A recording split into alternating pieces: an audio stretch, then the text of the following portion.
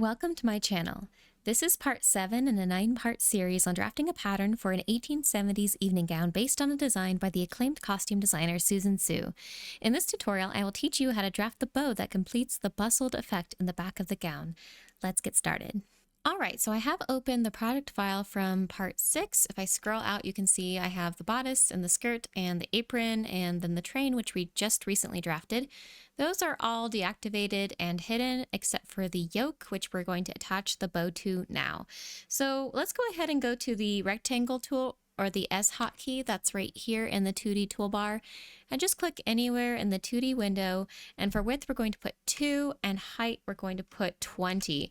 So this first piece is going to be the knot that the rest of the bow is going to be tucked into, and we are making it extra big so it's easier to kind of do all of this 3D manipulation, and we'll make it smaller at the very end of the tutorial. All right, now let's go ahead and sew this knot to the yoke. So go to the free sewing tool or the M hotkey right here in the 2D toolbar. And I've labeled these points A, B, C, D for ease of following along with the written guide available on my Patreon.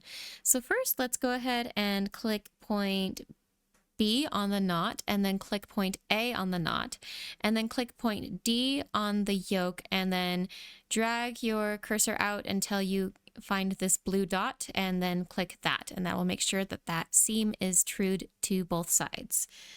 All right, now let's get this knot, which is really far out into space, closer to where we want it to be sewn to. To do that, I'm just going to go to the Select Move tool or the Q hotkey right here in the 3D toolbar. Right-click the knot and then choose Superimpose Side, and that will put it into position. And now I actually want to strengthen it too. That's also going to make it easier to work with. So just right click and then choose strengthen. You can also use Control H.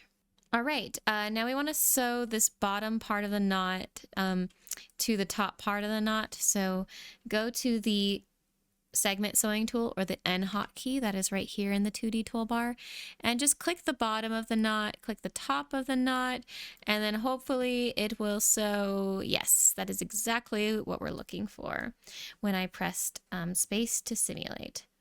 Before we move any further, we also want to make sure that we are unfolding this. So go to the Edit Pattern tool or the Z hotkey, right-click line B, D, and then choose Unfold Symmetric Editing with Sewing, and go ahead and simulate again, and there is the other side of the knot.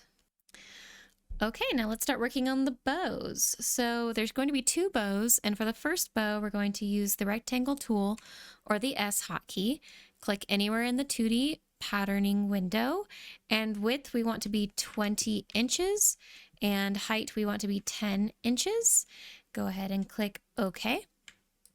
All right, I went ahead and labeled these points A, B, C, and D, and now we need to add a center line that we're going to add elastic to in the middle of this bow.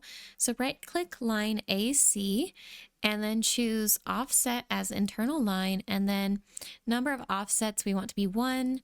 Distance we want to be 10 inches because that will put it exactly in the middle. Go ahead and click OK. And now we need to do some changes in the property editor. So while this line is selected, go ahead and open your property editor, and we want to check this box right next to elastic. So checked on.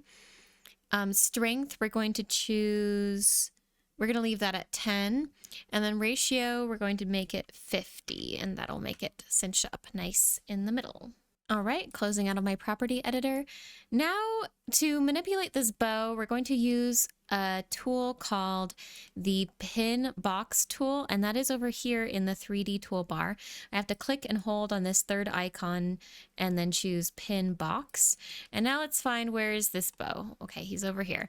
Let's go ahead and you can do this in the 3D window or in the 2D window. Just box select near the top of this line here, and that will actually lock it into space so that when we simulate, it will still hang from those points, which is actually very handy in this application.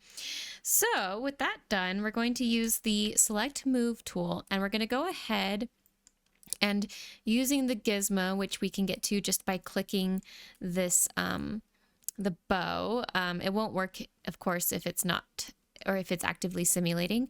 Let's go ahead and put this bow into the knot, and it's not going to fit perfectly. I guess I could have made the knot bigger so that it would fit better, but I do want to make sure that this top where that is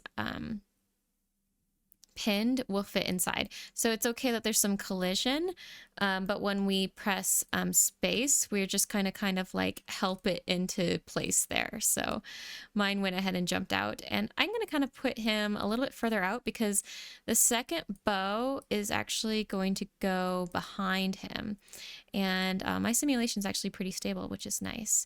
So I'm going to leave that bow there while we make the next bow. All right, so pausing simulation.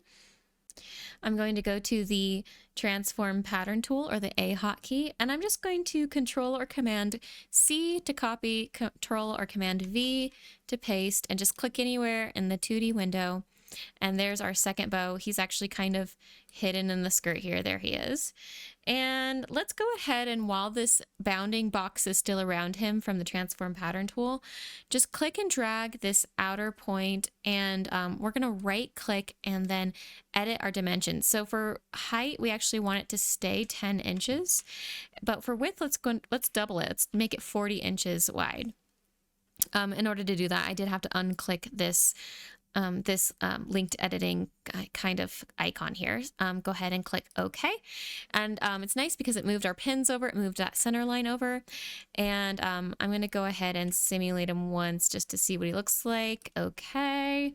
And now let's try to put him in place underneath our, oops, undo that. If I click the pins, it just moves the pins, but if I click the whole thing, it'll move the whole thing, which is what I want. So let's place him in here underneath our other bow, trying to avoid as much collision as we can. Let's try it. Oh yeah, that worked really nicely. Honestly, this works a lot better on my PC than it does on my Mac, which I use as well. So if you're really frustrated, just keep working at it. It can be done on both systems. But that looks actually pretty good. That was very easy. I'm surprised, honestly.